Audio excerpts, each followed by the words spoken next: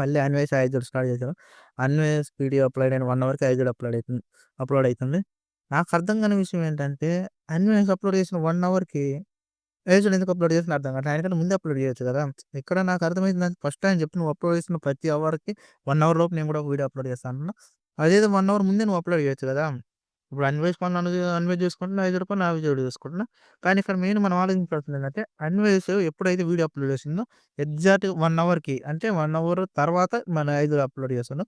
ఈ video editing చేసుకుని ఎందుకంటే అతని దగ్గర ఆల్రెడీ అతని దగ్గర ఆల్రెడీ గ్రూప్ ఉంటది కాబట్టి, అతనికి టీమ్ ఉంటది కాబట్టి చాలా స్పీడ్‌గా ఎడిటింగ్ వర్క్ అప్పటికప్పుడు చేసేసి ఎమ్మటే చేసేసి అప్‌లోడ్ చేయొచ్చు. ఎందుకంటే చాలా హై స్పీడ్ నెట్‌వర్క్ వాళ్ళ దగ్గర ఉంటది కాబట్టి.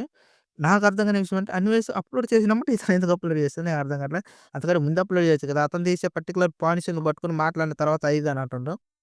ఏది ఏమైనా వాళ్ళ ఇష్టం వచ్చినట్టు వాళ్ళు మాట్లాడుకుంటున్నారు అబ్బా! అక్కడ నిజమైందో అబద్ధమైందో తర్వాత విషయం గాని. యాజ్ టాపిక్ ఏదైతే తెస్తుందో దానితో పాటు మళ్ళా అన్వేష్ తన వేరేగా ఇప్పుడు మహిళలకు సపోర్ట్ అంటూ అది ఇది అంటూ మళ్ళీ బత్తాయిలు అని ఒక వీడియో చేసిండు. అది కూడా నేను చూసిన.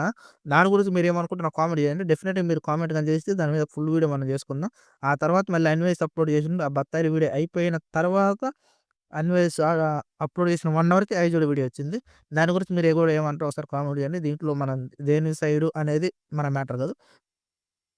వాళ్ళు మాట్లాడుకునేది ఏంటిదనే దాన్ని బట్టి ఒక క్లారిఫికేషన్ చేసుకుందాం. ఓకే. బై.